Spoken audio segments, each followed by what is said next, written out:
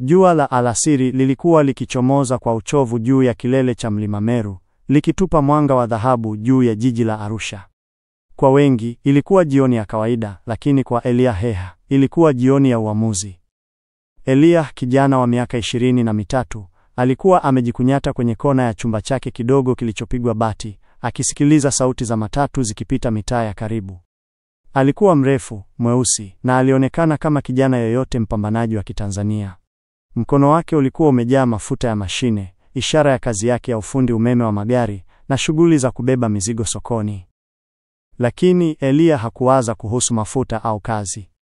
Akili yake ilikuwa imejawa na taswira moja tu, Nasra. Nasra alikuwa mwanamke aliyekuja kutikisa akili na moyo wake.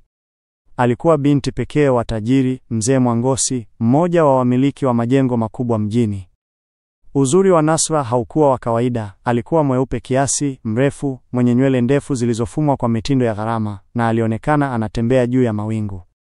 Wakati Elijah alivaa shati lake la kawaida la rasta lililooshwa mara kwa mara, Nasra alivaa nguo za wabunifu kutoka nje, akitembea na harufu ya manukato ya Kifaransa. Upendo wa Elijah ulikuwa wa siri na wenye maumivu. Alikuwa amemfuatilia Nasra kimya kwa zaidi ya mwaka mmoja. Alijua waziwazi tofauti yao, anga na ardhi, dhahabu na tope, lakini moyo wake haukutaka kusikiliza mantiki. Aliona ndani ya Nasra nafsi ya upole, ambayo hakuwa na uhakika kama ipo, lakini matumaini ya kuipata yalimfanya apambane. Siku hiyo Elijah alikuwa amepata malipo ya ukarabati wa umeme wa gari la kampuni. Alikuwa na jumla ya shilingi 25,000 mfukoni mwake. Alichukua shilingi 5,000 na kwenda moja kwa moja kwenye duka la maua la kisasa mjini. Alisisimka na kuona aibu alipoingia, lakini akamchagua waridi moja kubwa, zuri, jekundu, lenye afya na linalong'aa kuliko yote. Alihisi ua hilo lilikuwa mwakilishi wa pendo lake. Akilini mwake alikuwa akijiandaa kwa hotuba ya dakika 10 kuhusu pendo la kweli, kuhusu kuahidi kupambana na kwamba pesa ni kitu cha kujitafutia. Elijah alijipangusa mafuta yote, akavaa shati lake safi la kijani kibichi na kaptura ndefu na viatu vya miguu vilivyooshwa. Alitoka kuelekea sehemu anayojua Nasra hupenda kununua kahawa. Elijah alimsubiri Nasra kwa saa moja nzima. Jasho la wasiwasi likimtoka, moyo wake ukipiga kama nyundo. Hatimaye alimwona. Nasra alishuka kutoka kwenye gari lake jipya dogo, aina ya Toyota Rush nyeupe. Alikuwa amevalia nguo za mazoezi za gharama, akipiga simu huku akicheka. Alikuwa akitoka kwenye duka la vipodozi. Elijah alishika ua, akavuta pumzi ndefu na akatembea kuelekea kwake kwa ujasiri usio wa kawaida. "Samahani Nasra," Elijah alisema, sauti yake ikitokea kwa shida. Nasra alisitisha simu, akageuka polepole na kumtazama Elijah. Mtazamo wake ulikuwa wa wazi, utata na dharau. Alimchunguza Elijah kutoka kwenye viatu vyake vilivyochakaa hadi kwenye shati lake lililofuatwa kwa sana. "Samahani, umenitaja kwa jina. Wewe ni nani?" Nasra aliuliza, sauti yake ikiwa imehifadhiwa na hewa ya juu. Elijah alinyoosha mkono akimpa ua lile. "Mimi ni Elijah. Ninakuja na pendo la kweli. Nimekukusudia. Nimekupenda sana kwa muda mrefu. Naomba ukubali pendo langu." Nasra alilitazama ua lile. Alicheka tena, kicheko kilichomuumiza Elijah. Kicheko kilichosikika kama kukwaruza kwa chuma kwenye jiwe. "Pendo la kweli, kutoka kwako?" Nasra alichukua ua lile na badala ya kulishika kwa heshima, alilibeba kama takataka. "Unajua, vijana wa siku hizi wanafurahisha. Unadhani kwa kunipa ua hili ambalo ulinunua kwa shilingi 500, nitaacha maisha yangu na kuja kuishi na wewe? Wapi? Kwenye chumba chako cha kupigwa bati?" Elijah alijaribu kutoonyesha maumivu. "Nasra, nina moyo safi. Ninafanya kazi kwa bidii. Nitapambana. Nitakufanya uwe na furaha. Usiangalie nilionayo leo, angalia uwezo wa kesho." Nasra alibadilika, uso wake ukakunjana kwa hasira ya dharau. Uwezo wako unaishia kwenye soko la machungwa." "Elijah, angalia mimi. Angalia mikono yangu. Mikono hii haijaumbwa kufua nguo kwenye ndoo au kulima bustani. Nimezoea kuishi maisha ya hadhi. Wewe si kiwango changu, hata kidogo. Unanipotezea muda." Kisha akachukua ua lile. Nasra akalishika shina, akaliponda kwenye udongo. Kisha akalitemea mate kidogo na kuondoka, akimwacha Eliya akiwa amesimama pale, machozi yakimjaa. Nasra aligeuka mara ya mwisho, akimtazama Eliya. Sikiliza, na uweke hili akilini. Ukirudi hapa ukiwa na milioni 10 mfukoni na gari zuri ambalo halitoi moshi mweusi, nitakusikiliza. Mpaka hapo usinisumbue tena. Siku moja yako haijaanza. Alisema hivyo kwa sauti kubwa, huku watu wachache wakipita wakiwaangalia kwa huruma Eliya na dharau Nasra. Nasra alifunga gari lake na kuondoka kwa haraka, akimwacha Eliya akimeza matezi yake ya aibu na dharau.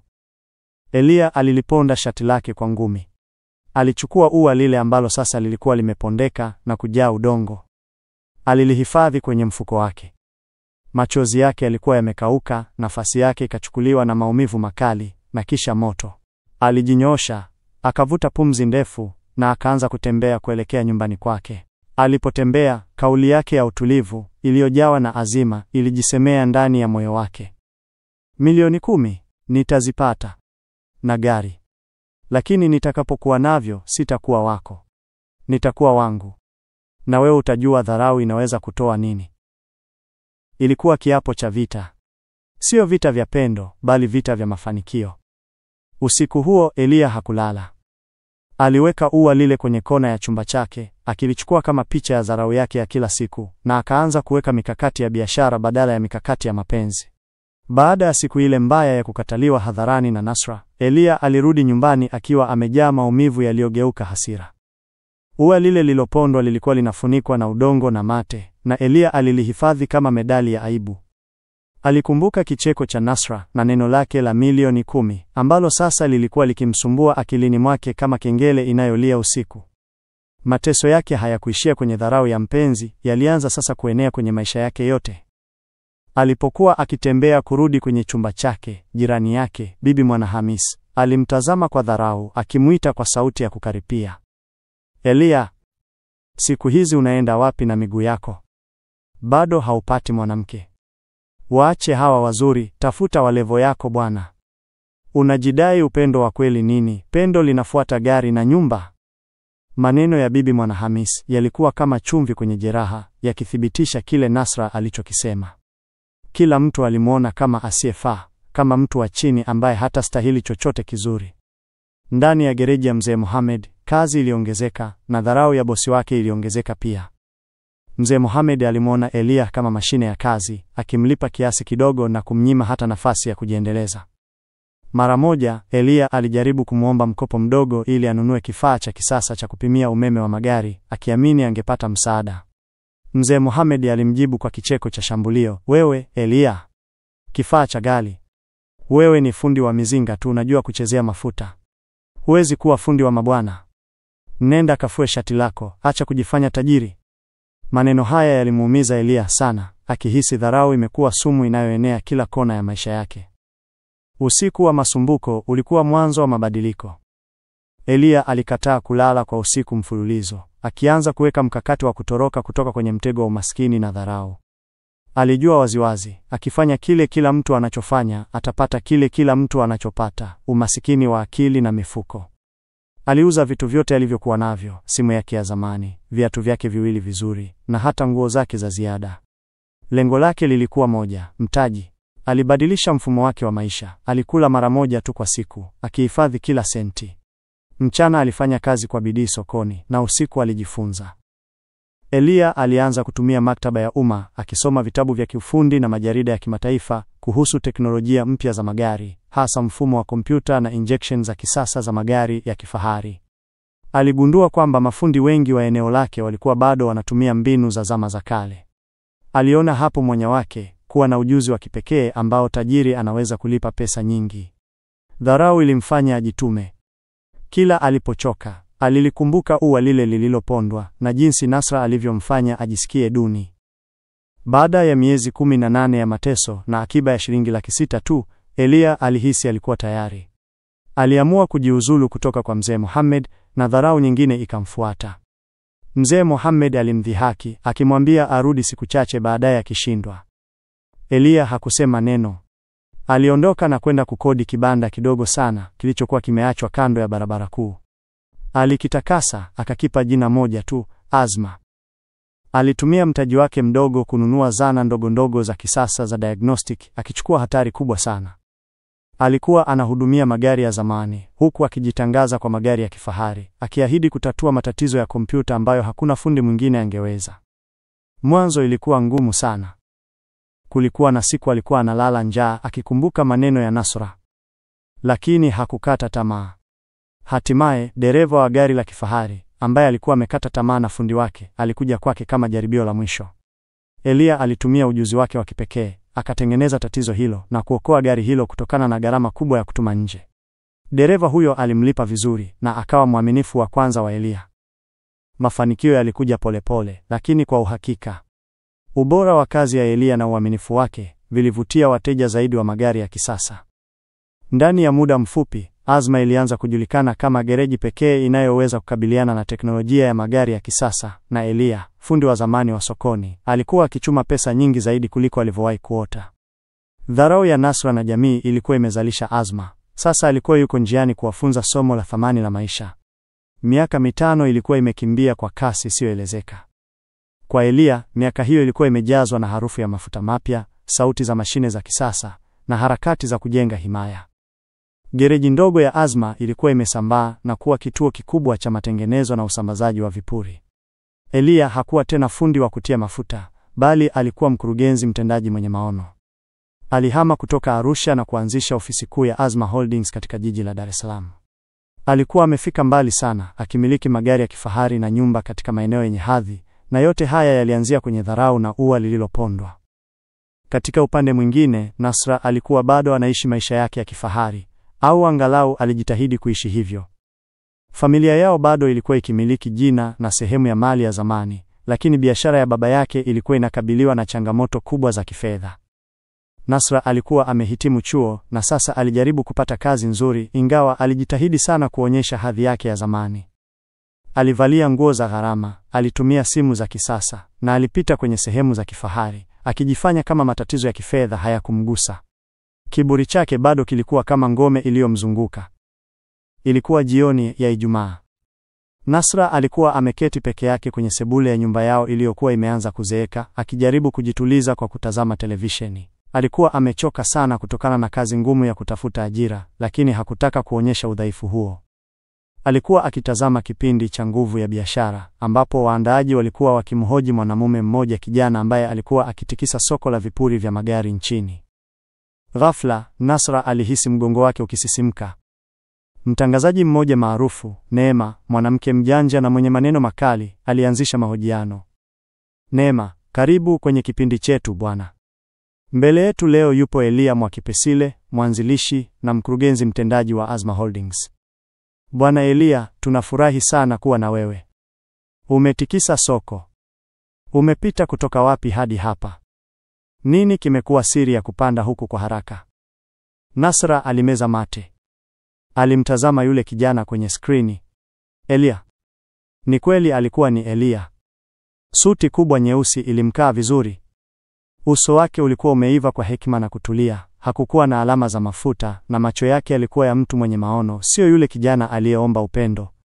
Elia, akitabasamu kwa utulivu mkubwa. Neema, asante sana. Siri ya mafanikio yangu ni moja tu, dharau. Ndiyo, dharau. Nilianza safari yangu nikiwa maskini, na niliomba pendo kutoka kwa mtu muhimu maishani mwangu. Lakini, badala ya pendo, nilipata dharau kali sana. Nasra alishtuka. Alikumbuka ua. Alikumbuka maneno yake. Elia. Yule mtu aliniambia maneno makali sana, kwamba mimi sina thamani, na nisingeweza kufika popote. Alinipa masharti. Aliniambia nifate pesa, na nirudi nikiwa na milioni 10 mfukoni na gari zuri. Dharau hiyo haikunipoteza mwelekeo, Neema. Ilinipa nguvu ya ajabu. Niligeuza maumivu kuwa azma yangu. Niliamua kutafuta utajiri, sio kwa sababu ya huyo mtu, bali kwa sababu ya heshima yangu. Nilijifundisha kuwa thamani ya mtu haiwezi kuamuliwa na akaunti yake ya benki. Neema alitabasamu, akionyesha mshtuko wa dhati. Neema, hii ni hadithi ya kusisimua. Kwa hiyo uliifanya hii yote kwa ajili ya kuthibitisha kwa yule mtu? Eliya akacheka kwa sauti ya utulivu, akimtazama Neema moja kwa moja. Mwanzoni, labda. Lakini leo, nimetoka huko mbali. Milioni 10 zimekwisha, sasa tunazungumza mamilioni mengine. Sasa nina heshima ambayo mtu yeyote hawezi kuinunua. Na kwa yule mtu aliyenidharau, ninamshukuru. Bila dharau ile, nisingekuwa Eliya Mwakipesile wa leo. Labda bado ningekuwa fundi wa mafuta kule Arusha.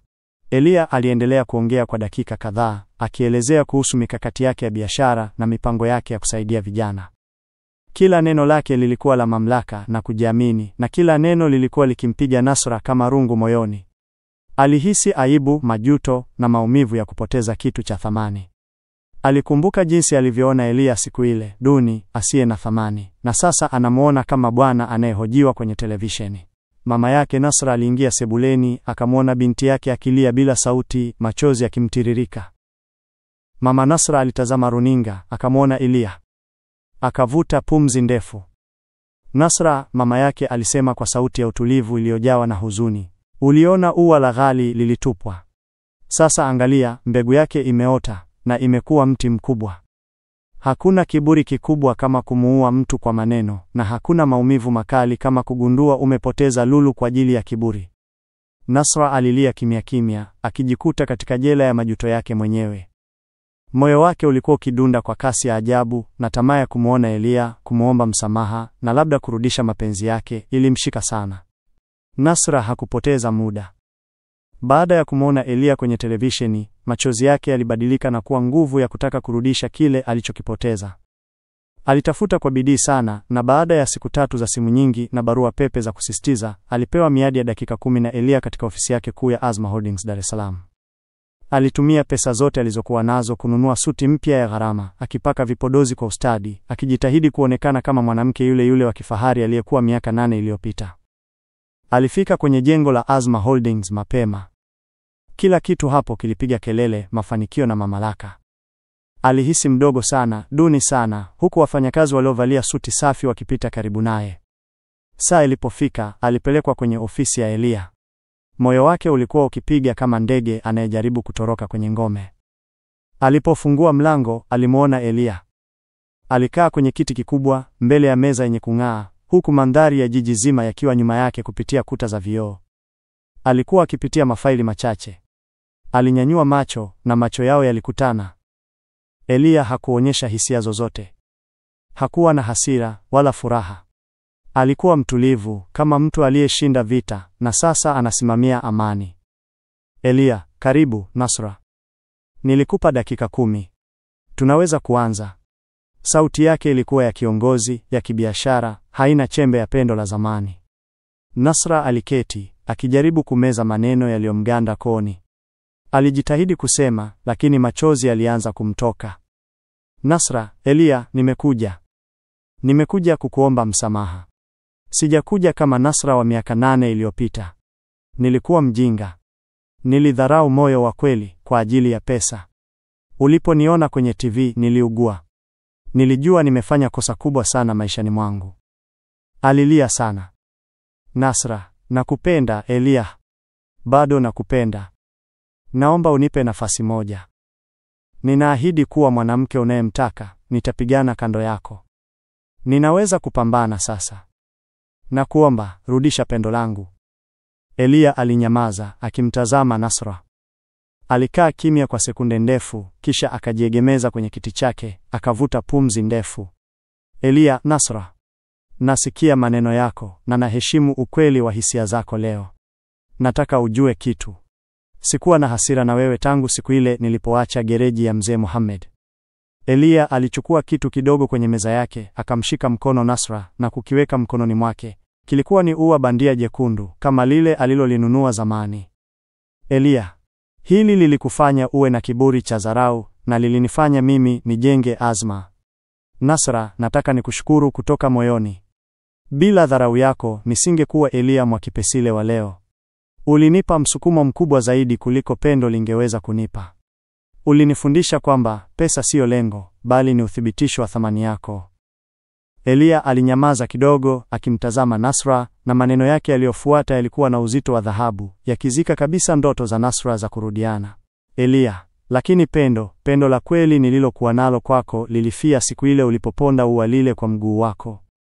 Lilikufa kabisa. Hauwezi kufufua pendo lililozikwa miaka 8 iliyopita. Nimejitahidi sana kupanda kutoka chini, Nasra. Na katika safari hiyo, nilikutana na mwanamke anayeitwa Imani. Imani aliniona mimi nilipokuwa bado fundi wa kawaida wa Azma, na aliniona mimi ninayepigana, na akakubali pendo langu bila kuangalia mifuko yangu, bali alitazama moyo wangu na maono yangu. Imani ndiye mke wangu sasa. Na tuna mtoto wa kiume. Nasra alishtuka. Habari hiyo ilikuwa mbaya zaidi kuliko kukataliwa. Elia alikuwa ameendelea na maisha, na pendo lake la kweli alilipata kwa mtu mwingine, wakati yeye, Nasra, alibaki na kiburi chake. Elia, uliniambia nirudi na milioni 10. Leo nina mamia ya mamilioni, Nasra.